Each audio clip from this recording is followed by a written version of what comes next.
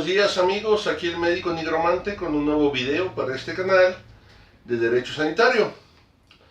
Esta semana pensaba hablar sobre lo que es el daño civil y cómo se debe de llevar a cabo.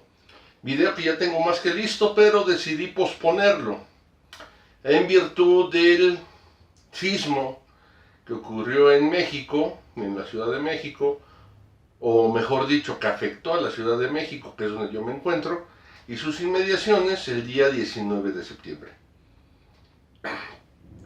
Para resolver una duda que ha estado surgiendo mucho.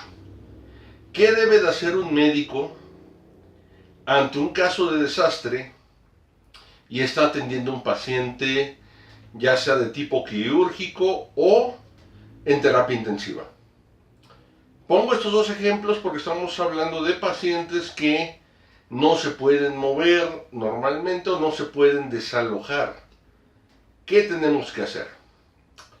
Antes de hablar de esto hay que tocar dos temas. Uno es que en materia penal, a toda conducta presuntamente delictiva tenemos que hablar de algo que es la reprochabilidad o juicio de reproche. ¿Qué tanto puedo reprocharle a alguien su conducta? Por ejemplo, alguien que roba, que se apodera de un bien ajeno con ánimo de dominio, es decir, se roba un celular, se roba una tablet, es reprochable esa conducta. Porque está mal. Esa es la reprochabilidad. Por otra parte, alguien que roba por hambre, no es reprochable esa conducta. Cuando es para saciar el hambre de forma inmediata, no se puede hacer un juicio de reproche. Es una medida justificante. Eso es lo primero que quería comentar. Lo segundo es cuando hablamos de bienes jurídicos tutelados o bienes jurídico protegido. En medicina, el principal bien jurídico protegido va a ser la vida. En segundo, la función de un órgano, un miembro, una extremidad. Y en tercer lugar, la estética. Son los bienes jurídicos por excelencia. Entonces nos encontramos en una situación como la que se vivió el día 19. Había personas en quirófano, tenían a un paciente en la mesa de operaciones, vamos a suponer que es un paciente que estaba con una herida grande. Y es un temblor muy fuerte. Se empieza a mover todo, se empieza a caer, a mover las mesas, a caerse el instrumental. ¿Qué debe de hacer el médico? Bueno, mucha gente dice debe de quedarse ahí, debe de estar al pie del cañón, principalmente pues, los familiares del paciente, obviamente, ¿no? Y tienen su razón, tienen razón. El médico debe de estar ahí. Entonces, tenemos ese estigma heroico de que tenemos que estar al pie del cañón. E incluso somos la única profesión, junto con la enfermería, que perdemos nuestro estatus de civil ante un desastre. En un desastre el ejército puede reclutar a los médicos y las enfermeras para dar la atención que se necesita. No es voluntario. Por otra parte, hay que considerar que los médicos también tenemos familia. Es decir, si se queda el equipo quirúrgico heroicamente y se cae el hospital, pues van a decir fue heroico, se quedó ahí hasta el final. Y su familia, pues a ver quién les encarga de ellos. Entonces, en una situación donde es una cuestión leve, que es evidente que no va a pasar a mayores, pues el médico se queda. Pero en una situación donde es evidente el daño que está sufriendo la infraestructura, el médico tiene el derecho a retirarse del lugar y avisarle a las autoridades correspondientes cuántos pacientes se quedaron y en qué condiciones. En condición grave, condición estable, delicado, etc. Porque entra en juego algo que en derecho llamamos estado de necesidad justificante. Es donde valoramos dos bienes jurídicos tutelados y vamos a proteger el de mayor cuantía. Uno dice, bueno, pues la vida es la mayor cuantía, la vida del paciente, pero también está aquí el bien jurídico tutelado de la vida del personal de salud. Y estamos hablando de una persona contra 5 en promedio que forma un equipo quirúrgico. No estoy diciendo que valga menos la vida del paciente, valen lo mismo. Estoy hablando de la cantidad. 5 personas contra una. En una situación inminente, daño inminente a la infraestructura, donde no hay garantía para los médicos ni las enfermeras de que el edificio va a estar bien. Lo mismo en terapia intensiva. Tenemos pacientes ahí muy graves, muchas veces no responden, no reaccionan. Pues los médicos y enfermeras también tendrán que salir.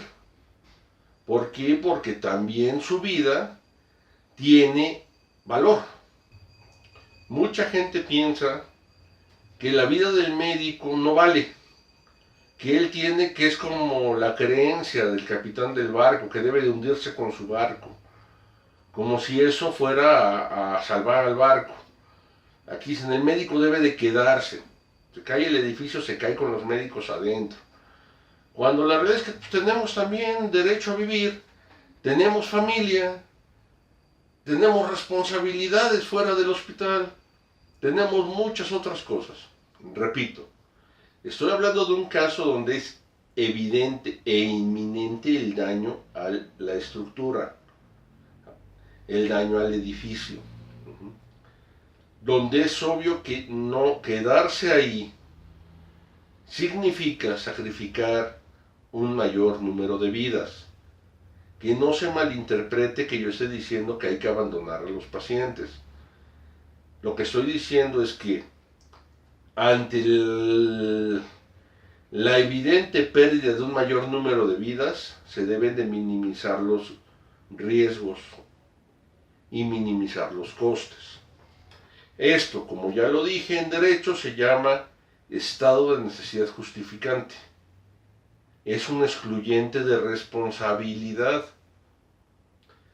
Muchos directivos de hospitales amenazan principalmente a residentes y estudiantes con que se tienen que quedar dentro del hospital sin importar el costo. Eso no es cierto.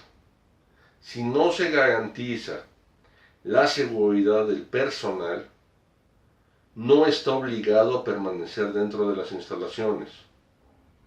Vale tanto la vida de los pacientes como la del personal de salud. Aquí yo espero más adelante contar con un especialista en materia penal, que es el licenciado Salvador Méndez, que nos podrá dar una explicación más técnica en cuestión jurídico-penal, de acuerdo a los tiempos que tenga el licenciado, muy buen amigo mío, nos conocimos en la Facultad de Derecho, y que nos podrá apoyar con sus conocimientos. Sin embargo, una realidad es que los directivos no pueden amenazar al personal con que está obligado a quedarse dentro de las instalaciones. Eso es ponerlos en riesgo. Y ante cualquier tipo de amenaza de este tipo hay que denunciarlo. Como ya lo dije, vale tanto la vida de los pacientes como la vida de los médicos, las enfermeras y el personal que labora en estas instituciones. Les voy a pedir también, si es posible, suscríbanse a mi canal. Cada semana estamos subiendo información. Denle suscribir y activen la campanita de notificaciones para que les llegue el aviso cuando tengamos un nuevo video. Asimismo, aquí va a aparecer, como siempre, mi correo electrónico y me gustaría escuchar sus comentarios. Nos vemos la próxima y sigan apoyando. Esto que pasó fue una tragedia y va para largo todavía. Hasta la próxima semana.